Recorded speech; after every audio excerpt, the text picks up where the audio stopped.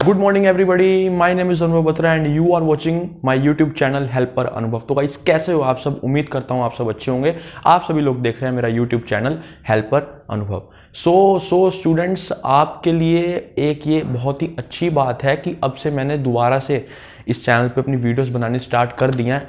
आज मैं अब बिल्कुल भी देरी नहीं करना चाहता, क्योंकि मुझे वन शॉट लेके लगभग 20 to 22 मिनट्स का हर वीडियो बना के मुझे फटाफट से आपके चैप्टर्स को क्या करना है, कंप्लीट करना है, ताकि आप अपने बोर्ड एग्जाम्स अच्छे से दे पाओ। तो आज हम इस वीडियो से क्या पढ़ने वाले हैं, वैसे तो टाइटल और थंबनेल आपने देख लिया होगा, लेकिन फिर मैं बता देता हूँ। आज हम क्लास 12th में बिजनेस स्टडीज में फर्स्ट चैप्टर को पढ़ने वाले हैं इस वीडियो में।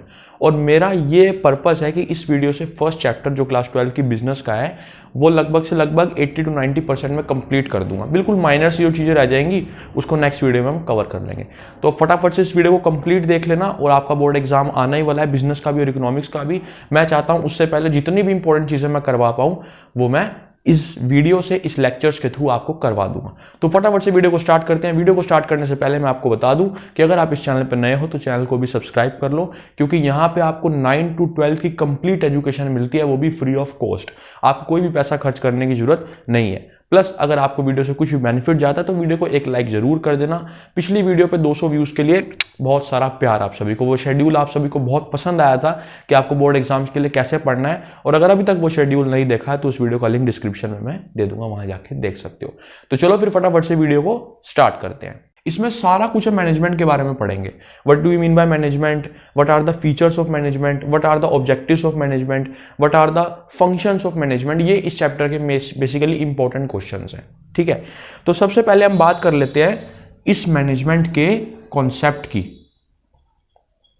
मैनेजमेंट होता क्या है, इसको फटाफट से एक बेसिक लेवल पे मैनेजमेंट को समझते हैं। आप मैनेजमेंट से क्या समझते हो? आप एक घर में रह रहे हो, ठीक है। आपके जो है फैमिली मेंबर से आपके फादर मदर आपको क्या बोलते हैं, भाई हर चीज़ को ना मैनेज करके चला कर, अपने टाइम टेबल को मैनेज कर, पढ़ाई को मैनेज कर, खेलकूद को मैनेज कर, मतलब एक प्रॉपर सिस्टमैटिक सिनेरियो बना के अपनी लाइफ को जियो। Same in the organisation, same in the business. Business के जो ओनर्स हैं वो एम्प्लॉयज़ को क्या बोलते हैं, भाई हमें ना आपस में कोऑर्डिनेट करके चलना है।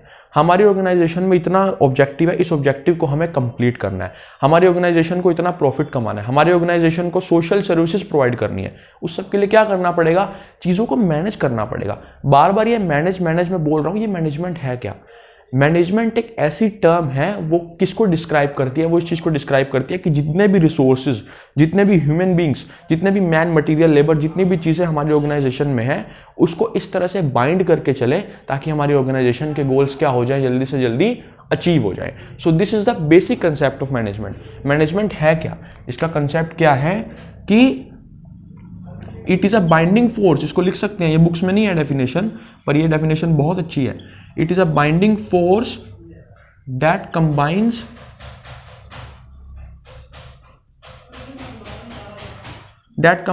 all the resources to achieve organizational objectives। तो ये है मैनेजमेंट। मैनेजमेंट क्या एक बाइंडिंग फोर्स है जो सारे रिसोर्सेज को क्या करता है, कंबाइन करता है हमारे गोल्स को, हमारे ऑब्जेक्टिव्स को अचीव करने के लिए। समझ गए ना? अब इतना ध्यान में रखना, ठीक है। अब देखो, अब हम सीधे चलते हैं। देखो मैं ना इन शॉर्ट वीडियोस में ना पूरा नहीं पढ़ा पाऊंगा, जैसे शुरू लाइन टू लाइन, वो तो आप बुक से रीड कर सकते हो। प्रेफरेंस के लिए बताऊं, एनसीईआरटी उठा लेना, उससे बेस्ट कुछ नहीं है, ठीक है। लेकिन ऐसी वीडियोस में इतना कंप्लीट हो जाएगा, मतलब वो टॉपिक्स हम करेंगे जो वहाँ एग्जाम में आ सकते हैं, जैसे कि फीचर्स, फंक्शंस, ऑब्जेक्टिव्स, ये सब चीज़ें हैं। कंसेप्ट भी आ सकते हैं, what is management, what are the objectives of management, ऐसे कंबाइन होकर आती हैं एग्जाम में चीज़ें, ठीक है। तो फटाफट से अब हम इसके फीचर्स की तरफ देखते हैं कि मैनेजमेंट के फीचर्स क्या है। So students, let's continue with the features of management. फटाफट से फीचर समझेंगे, सिर्फ और सिर्फ 5 मिनट में इन 5 फीचर को समझना है हमें, एक मिनट में, ज़्यादा देर नहीं करनी, ठीक है। It is a goal oriented. First feature क्या है मैनेजमेंट का, it is a goal oriented. हम मैनेजमेंट करते ही क्यों हैं? हमारी ज़िंदगी में कुछ गोल्स होते हैं जिन्हें हम अचीव करना चाहते हैं, हमारे कुछ ऑब्जेक्टिव्स होते हैं जिन्हें हम अचीव करना चाहते हैं। सपोज करो मेरा गोल है कि मुझे आगे जाके MBA करनी है। अगर MBA करनी है तो भी से चीज़ों को मैनेज करना पड़ेगा। क्या करना पड़ेगा? जितने भी रिसोर्सेज मेरे पास अवेलेबल हैं उसका मेरा यूटिलाइजेशन करना पड़ेगा। अच्छा, अगर सपोज करो कि मैं मैनेजमेंट करूँ ही ना, सिर्फ आज एक गोल बना के बैठ जाऊँ कि कल मैंने MBA करनी है जाके, या फिर 1 साल बाद मैंने MBA करनी है, कर पाऊंगा? नहीं कर पाऊंगा। जब तक मैंने ढंग से मैनेजमेंट नहीं होगा, जब तक मैं नहीं देखूंगा कितना पैसा लगेगा, कितने ऑल्टरनेटिव्स हैं एमबीए करने के, किस रास्ते से मुझे एमबीए करनी है, बीबीए करूं, बीकॉम करूं, तो ये सारा कुछ कब होगा, जब मैं मैनेजमेंट का यूज़ करूंगा। सेम ऐसे ऑर्गेनाइजेशन का कोई गोल है, सपोज करो कि जो सेल्स है ऑर्गेनाइजेशन की उसे मैक्सिमाइज करना है, सेल्स को बढ़ाना है, तो सेल्स को ऐसे तो नहीं बढ़ जाएगी, सेल्स बढ़ाने के लिए प्रोडक्शन बढ़ानी पड़ेगी, मार्केटिंग बढ़ानी पड़ेगी, जगह जगह प्रोडक्ट को एडवर्टाइज करना पड़ेगा। तो वो कभी होगा जब हम सारे रिसोर्सेज को साथ में मैनेज करके चलेंगे। सो it is a goal oriented. Second feature क्या है कि it is a pervasive. Pervasive में बहुत बच्चे कंफ्यूज हो जाते हैं कई कबार। परवेसिव का मतलब ही पहली बात तो कईयों को क्लियर नहीं है। देखो, परवेसिव का मतलब अगर पहले पढ़ा है बहुत अच्छी बात है, नहीं पढ़ा तो मैं बता देता हूँ, एक ही वर्ड में इसका मतलब हो जाता है एवरीवेयर, हर जगह। इट इज एवरीवेयर, मैनेजमेंट हर जगह है।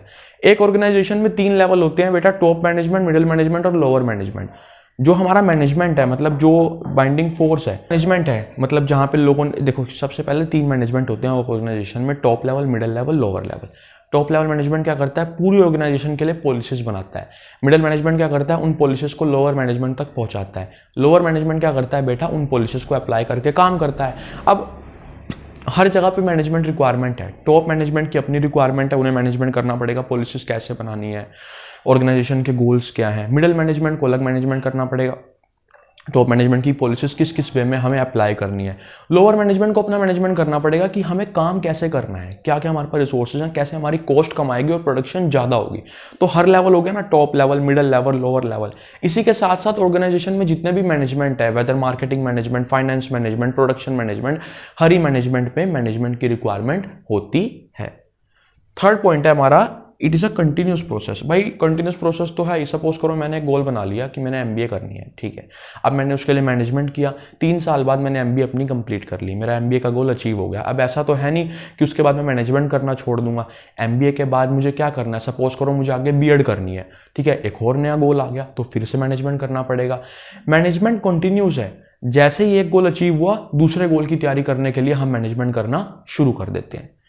Number 4 is it is a group activity. कभी भी मैनेजमेंट अकेला बंदा नहीं कर सकता। अगर मुझे अपनी एमबीए के लिए गोल प्रिपेयर करने हैं तो ऑब्वियसली बात है मुझे अपने फैमिली मेंबर्स को बीच में इन्वॉल्व करना पड़ेगा, मुझे अपनी सिस्टर को इन्वॉल्व करना पड़ेगा, मेरे को फ्रेंड्स को इन्वॉल्व करना पड़ेगा। तो एक ग्रुप एक्टिविटी है। सेम एक ऑर्गेनाइजेशन में अगर टॉप मैनेजमेंट को पूरी ऑर्गेनाइजेशन के लिए पॉलिसीज बनानी है तो उन्हें साथ में एम्प्लॉयज को भी बिठाना पड़ेगा, उन्हें साथ को मिडिल मैनेजमेंट को बिठाना पड़ेगा ताकि वो अपनी अपनी राय दे सके। So it is a group activity.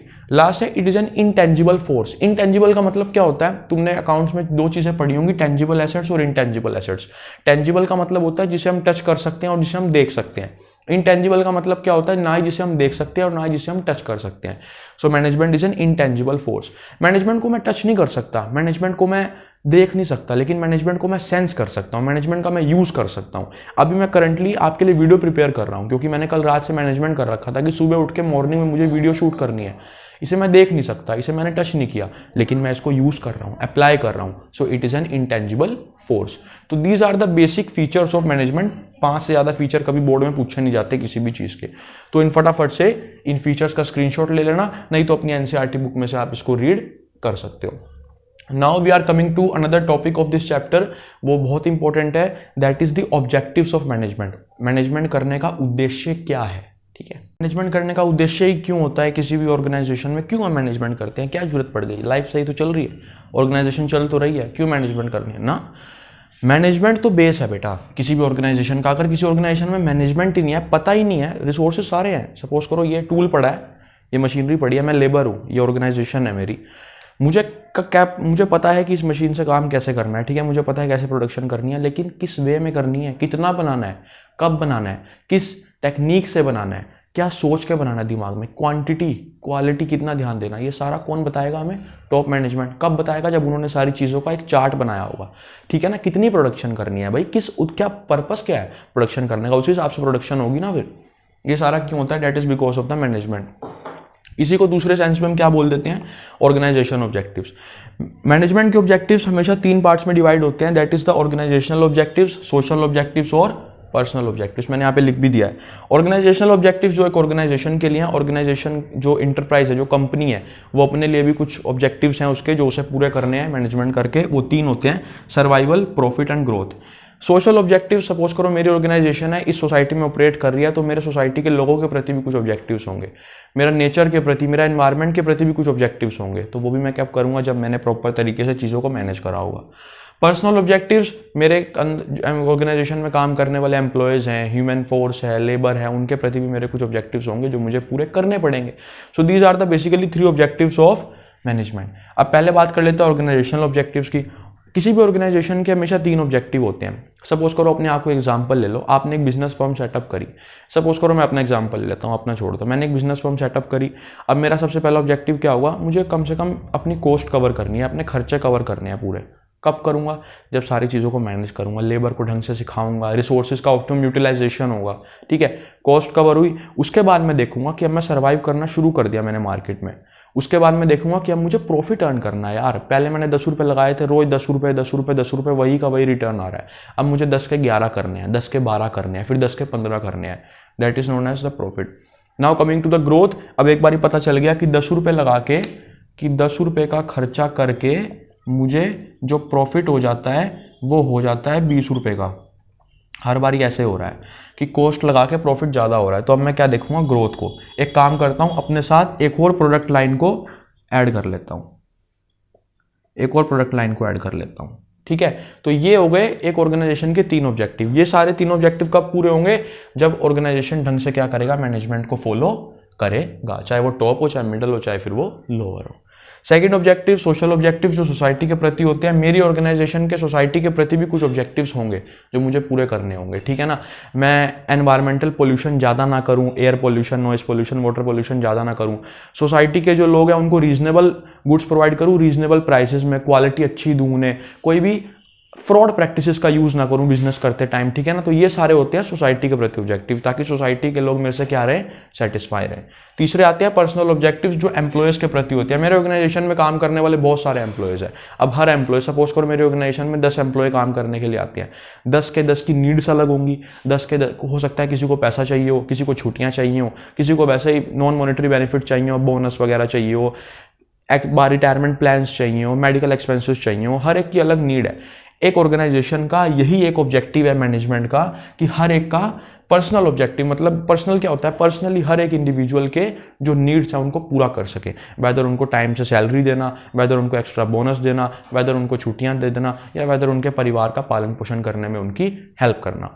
सो ये होते हैं पर्सनल ऑब्जेक्टिव्स, जो किसके टुवर्ड्स होते हैं, एम्प्लॉयज के टुवर्ड्स। सो ये एक और इंपॉर्टेंट टॉपिक है इस चैप्टर का। इस वीडियो में इंपॉर्टेंट टॉपिक्स को कवर कर रहे हैं। पहले हमने मैनेजमेंट को पढ़ा, फिर हमने फीचर्स पढ़े, अब हमने ऑब्जेक्टिव्स पढ़े।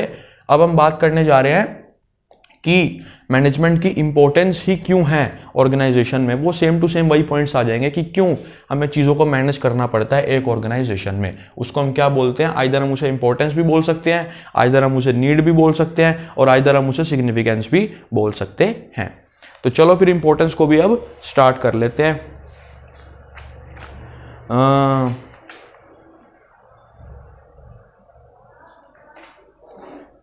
इंपॉर्टेंस पूछी जा सकती है भाई, इंपॉर्टेंस पूछी जा सकती है, तो इसीलिए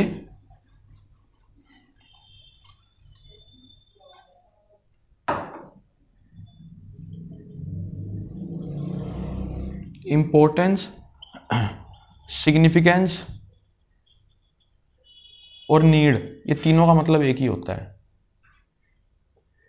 जरूरत किसकी, मैनेजमेंट की। कुछ जरूरतें हैं, हर एक को पॉइंट्स में पढ़ने का मजा ही अलग है। It helps in achieving organisational objectives. It helps in optimum utilization of resources.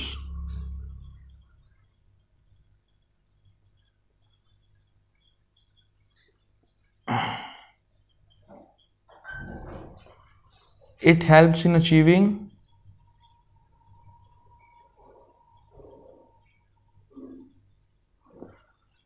personal objectives.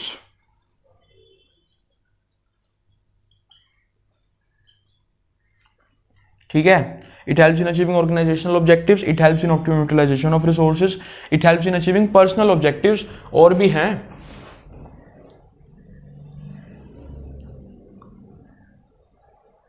सब एक ही बात है यार, कुछ भी कह लो फिर भी सारे इन तीनों पॉइंट्स में क्लियर हो जाएगा। एक ही पॉइंट को बार बार लिखने का कोई फायदा नहीं है, ऐसा आंसर लिखो एक ही पॉइंट में।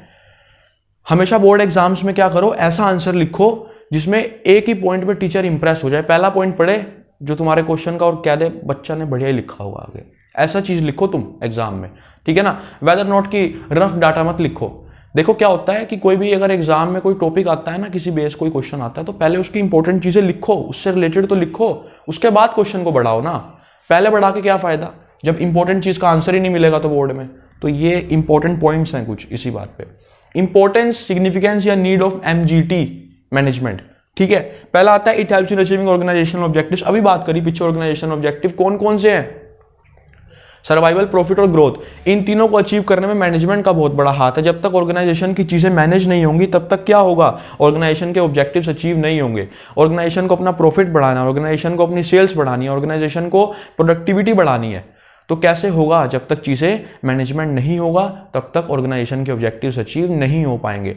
ऑब्जेक्टिव्स भी दो टाइप्स के हो जाते हैं, whether the short term objectives, whether long term objectives. दोनों के लिए मैनेजमेंट करना बहुत ही ज्यादा जरूरी है। सेकंड आ जाता है it helps in optimum utilisation of resources. Optimum का मतलब होता है प्रॉपर। रिसोर्सेज क्या होते हैं ऑर्गेनाइजेशन के पास, लैंड होता है, लेबर होता है, कैपिटल होता है, एंटरप्रेन्योर होता है। ये चार फैक्टर्स ऑफ प्रोडक्शन बोल दो, ये चार रिसोर्सेज बोल दो।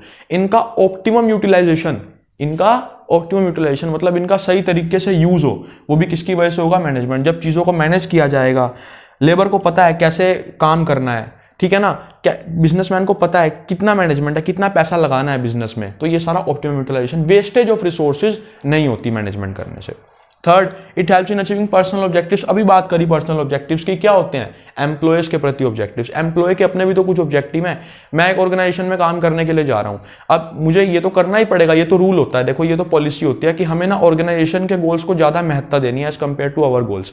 लेकिन उसके बाद तो जब ऑर्गेनाइजेशन के गोल्स अचीव होने शुरू हो जाएंगे, उसके बाद तो मैं अपने गोल भी देखूंगा ना। मेरा गोल है कि मुझे अपनी सैलरी में इंक्रीमेंट करना है, मेरा गोल है कि मुझे मेडिकल एजुकेशनल एक्सपेंसेस फ्री चाहिए ऑर्गेनाइजेशन से, तो वो कब अचीव होंगे, ऑर्गेनाइजेशन के कब अचीव होंगे, जब वो प्रॉपर तरीके से क्या करेगा, मैनेजमेंट करेगा। फोर्थ है it helps in increase efficiency. Efficiency का मतलब जहां पे कॉस्ट कम आए, एफिशिएंसी का मतलब होता है जहां पे खर्चा कम आए, प्रोडक्शन ज्यादा हो। खर्चा कम, प्रॉफिट ज्यादा, वो कब होगा, जब चीजें ढंग से मैनेज होंगी। जब चीजें ढंग से मैनेज होंगी, यूटिलाइजेशन ऑफ रिसोर्सेज प्रॉपर तरीके से होगा, यूटिलाइजेशन ऑफ रिसोर्सेज होगा, तो एम्प्लॉय की एफिशिएंसी भी क्या हो जाएगी, इंक्रीज हो जाएगी, उन्हें काम करने का तरीका अच्छे से समझ आ जाएगा। So these are the basically importance, significance और need of MGT या फिर management. Management as an art और साइंस, देखो एक होती है आर्ट और दूसरी होती है साइंस, दो चीजें होती हैं। मैनेजमेंट एक दोनों, कभी भी किसी भी चीज का नेचर पूछ लिया जाए, ये नेचर है, इस टॉपिक का नाम है, ये केस स्टडी में आ सकता है, डायरेक्ट तो नहीं आएगा। नेचर ऑफ मैनेजमेंट, कि मैनेजमेंट में दो चीजें होती हैं, एक तो आर्ट और एक साइंस। आर्ट क्या होता है, what do you mean bye art? Art का मतलब होता है किसी भी चीज को करने की कला, स्किल्स या फिर नॉलेज। अब कैसे मैनेजमेंट एक आर्ट है, अभी बात करेंगे इसकी। और साइंस क्या होता है, एक स्पेशलाइज्ड नॉलेज किसी भी चीज की। साइंस क्या होती है, based on rules and regulations, based on theory, ये सब लिख देना इसमें, बस आप समझ लेते हैं इसको। देखो मैनेजमेंट एज एन आर्ट और साइंस। मैनेजमेंट एक आर्ट कैसे है, हर कोई मैनेजमेंट नहीं कर सकता। मैनेजमेंट करने की जो कला होती है वो सिर्फ टॉप मैनेजमेंट के पास ही होती है। मिडिल मैनेजमेंट वो छोटे लेवल पे है, वो मैनेजमेंट नहीं कर सकता, वो पूरी ऑर्गेनाइजेशन के लिए पॉलिसीज नहीं बना सकता। लोअर लेवल मैनेजमेंट वो तो लेबर्स होते हैं, स्किल्ड भी हो सकते हैं, अनस्किल्ड भी हो सकते हैं, उनके पास इतनी आर्ट नहीं है, कला नहीं है कि वो मैनेजमेंट को कर पाए। So it is an art. हर एक के पास एक कला नहीं है कि वो मैनेजमेंट कर पाए। कोई कोई मैनेजर होता है जो बहुत अच्छा होता है, जो पूरी ऑर्गेनाइजेशन को संभाल लेता है, लेकिन कोई कोई मैनेजर ऑर्गेनाइजेशन को डुबा भी सकता है। सो इट इज़ एन आर्ट। ये आर्ट क्यों है, क्योंकि इसे करने के लिए एक स्किल चाहिए, एक नॉलेज चाहिए, जो हर एक के पास प्रेजेंट नहीं होती। Coming to management is in science. ये साइंस कैसे, साइंस का मतलब क्या होता है कि पुराने बेस्ड ऑन थ्योरी, साइंस जब हम पढ़ते हैं तो उसमें पुरानी थ्योरीज आती हैं, कुछ रूल्स हैं जो बिल्कुल सालों से वैसे के वैसे ही चले आ रहे हैं, साइंस को कोई चेंज नहीं कर सकता, ठीक है। जैसे न्यूटन के लॉज हो गए, ये सारी चीज़ें हो गई। तो ये एक क्या है, स्पेशलिस्ट नॉलेज है based on theory, based on rules and regulations. Management भी ऐसा ही है, एक रूल होता है मैनेजमेंट को करने का। ये नहीं कि जब मन में आया कि मैनेजमेंट को करना शुरू कर दिया, नहीं, एक रूल है, एक टाइम है, उसी टाइम पे हम एक मैनेजमेंट को कर सकते हैं। और एक पीछे से थ्योरी सेटअप है जो मैनेजमेंट करने की बड़ी ऑर्गेनाइजेशन है उन्होंने सेट कर रखा है कि हर ऑर्गेनाइजेशन का मैनेजर इसी थ्योरी के बेस पे मैनेजमेंट करेगा अपनी ऑर्गेनाइजेशन के लिए। सो इन दो वेज में मैनेजमेंट एक आर्ट भी है और at the same time management एक साइंस भी है। तो ये तुम नेचर में लिख के आओगे जब भी केस स्टडी में पूछा जाएगा।